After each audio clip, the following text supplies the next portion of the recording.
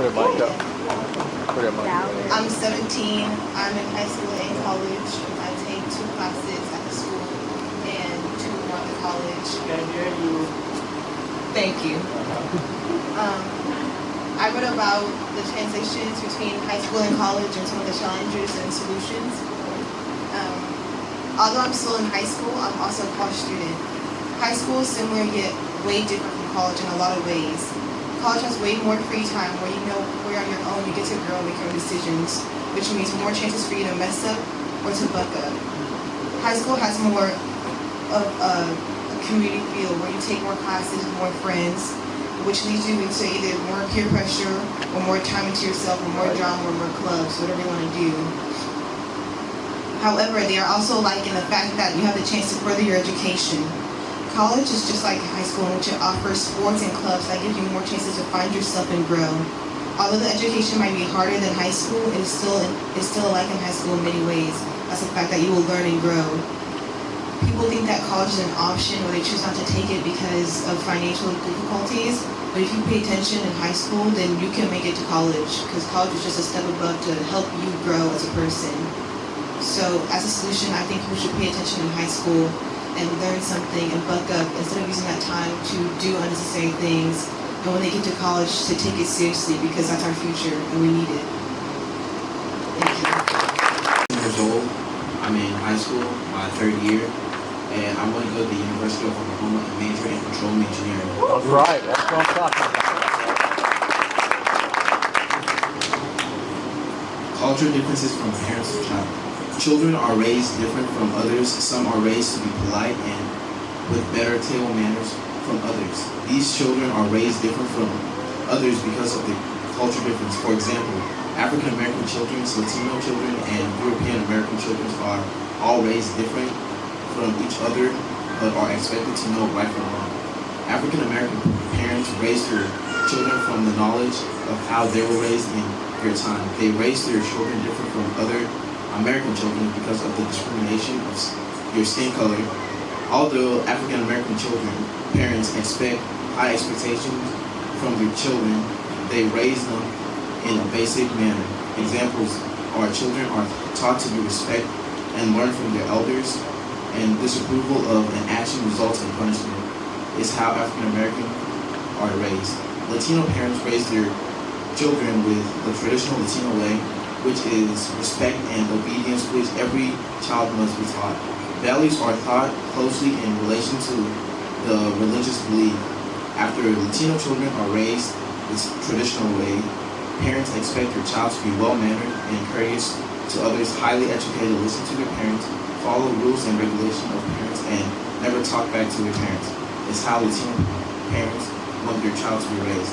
European American parents are individualistic oriented, but more authoritative in their style of parenting. European Americans teach their kids to be self-reliant from a very young age because of the lack of parent-child bonding and the low parental monitoring and poor communication.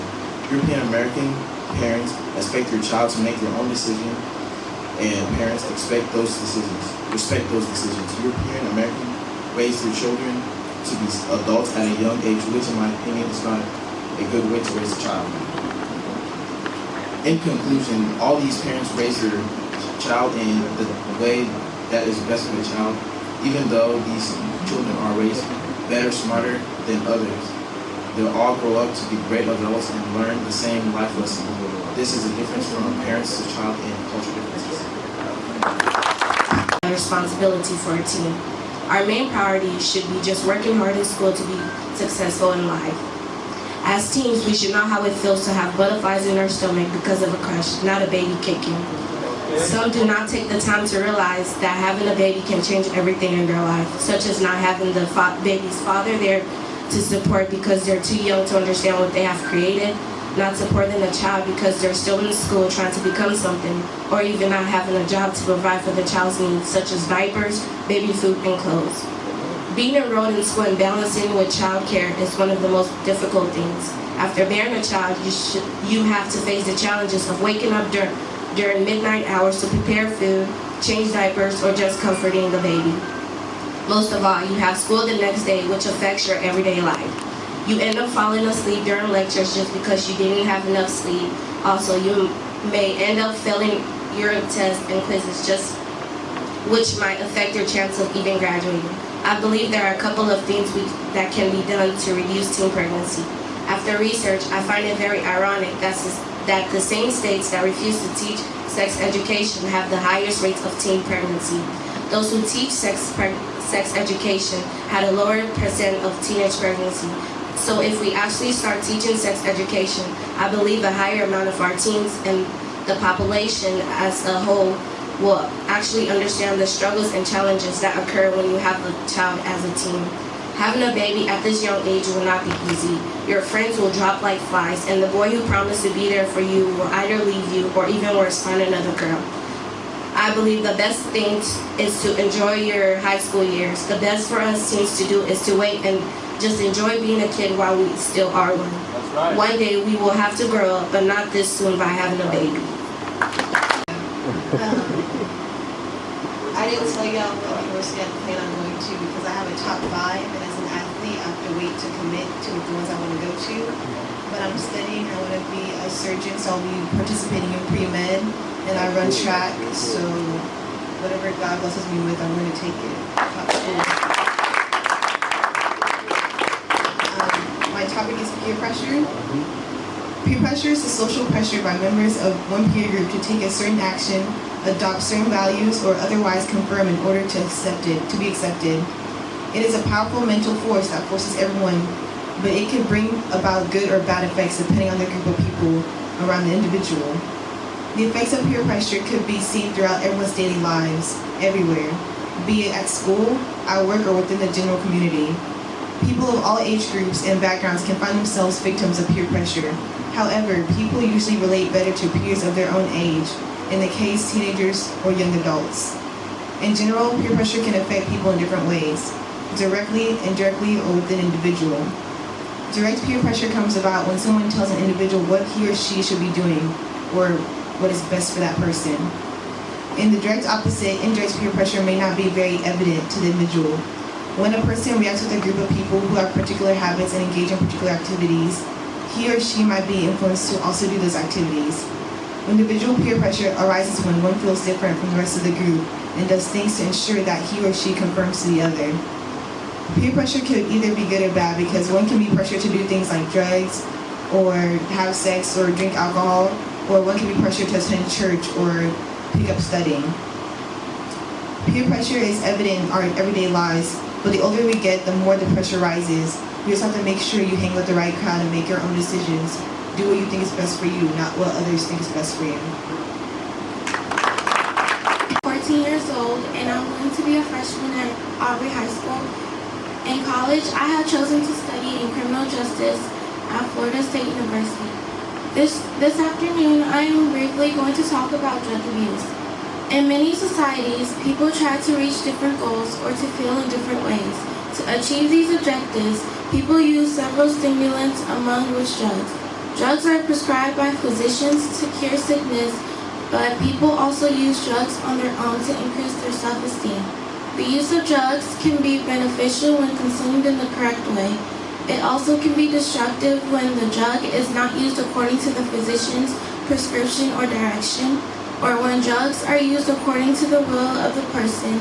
When people don't use drugs in the correct way, the consumption leads to a drug abuse. Drug abuse can be understood as the excessive use and consumption of drug and leads people to destruct their own life, to become a marginal person in the society, and to become a criminal. First, drug abuse leads people to destruct their own life, to comfort themselves, or to take away their worries. Teenagers, young adults, and adults has used harmful drugs. Using drugs has a very huge impact on a person's life.